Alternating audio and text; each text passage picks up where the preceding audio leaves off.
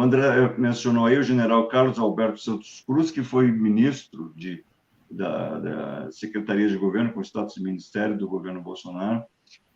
Em entrevista ao UOL, disse que é muito difícil, aspas para ele, que o ex-ajudante de ordens Mauro Cid tenha agido sem anuência do chefe, sem anuência, né, do ex-presidente Jair Bolsonaro. Muito difícil o subordinado tomar determinadas iniciativas sem conhecimento ou sensação de que está sendo aprovado pelo chefe.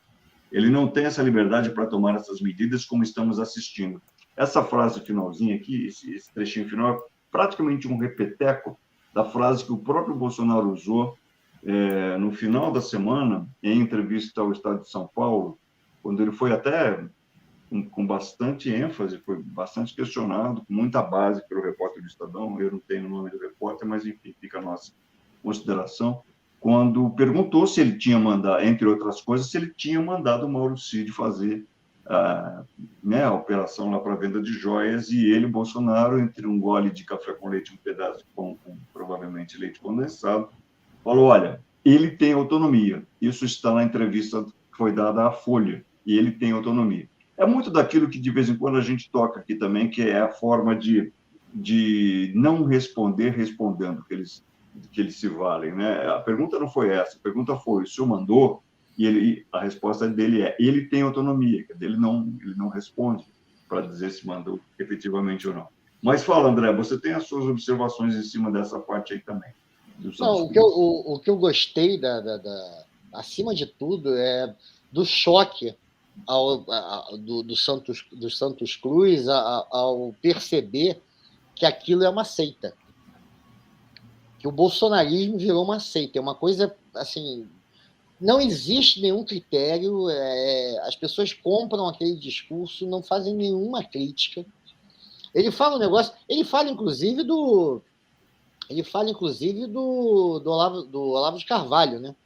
Ele diz o seguinte, no início do governo, quando estava lá, por isso me desincompatibilizei, tinha um comportamento de seita, de gangue digital, bandidos de internet, disse ele, né?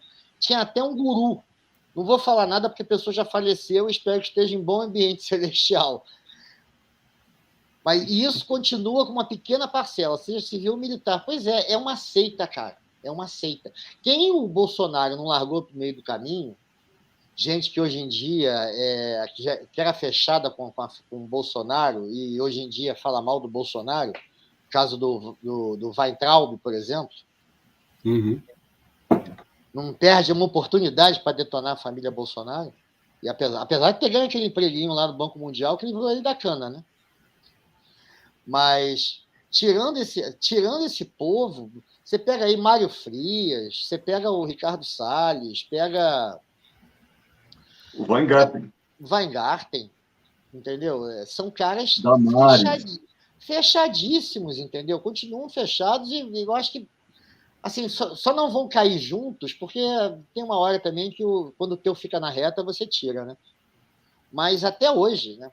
E sem falar no gado, né? Sem falar nas pessoas que estão fechadas com o Bolsonaro de qualquer jeito. Não adianta. Assim, pode acontecer o que for, nada cola no Bolsonaro. Falando em ex-bolsonaristas, né, em ex-ministros, a gente falou de vários ministros aqui, vocês viram que o Paulo Guedes virou sócio do... Só vou mencionar uma parte aqui, só para não perder o fio da meada, André, desculpa te interromper, mas é só para resgatar aquilo que a gente mencionou no início, ainda a respeito do general Santos Cruz.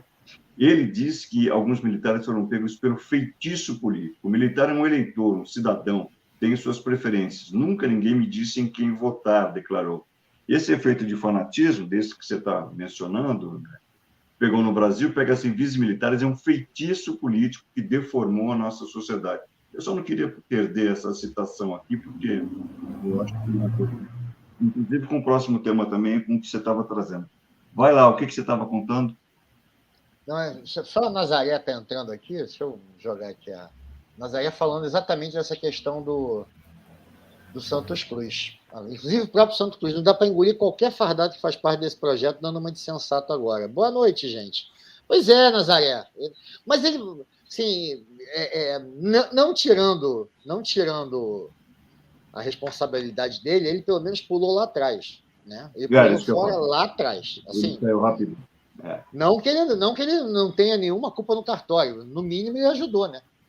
No mínimo, ele ajudou a dar sabe, uma estrutura inicial, né? Os militares deram essa estrutura inicial. Sim.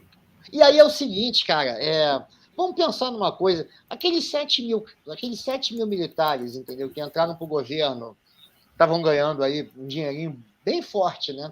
Tinha 1.000 aí só nessas escolas cívico-militares ganhando até R$ 9.000 por mês. A maioria na reserva, quer dizer, ou seja, um dinheiro extra de aposentadoria. Você acha que essa gente, sabe, pensou efetivamente em se manter no poder e dar um golpe por ideologia ou porque eles querem continuar com a boquinha? Porra, eu acho que é muito mais a questão da boquinha, entendeu? Do tipo, Claro. pô, tô aqui bem pra caramba, ganhando um dinheiro que eu não era pra estar ganhando, porque eu não tenho nem a competência para ganhar, tô aqui sossegado, ninguém mexe comigo. Vou ficar mais 4 anos ganhando. Pô, Bolsonaro não pode sair, porra. Eu acho que tem um pouco isso também, né? Ah, mas eu concordo inteiramente. Mas, Claro. e eu acho essa história do feitiço político aquela coisa, você chamando, né, motivos além da realidade, né? É tipo, tava bêbado, né? Eu não posso fazer nada, é um feitiço, e nós, sabe, os militares, o que eu posso fazer? Né? Tipo, eu tava bêbado, não sei o que tava fazendo, e aí eu caí naquela. Acho meio engraçado essa história.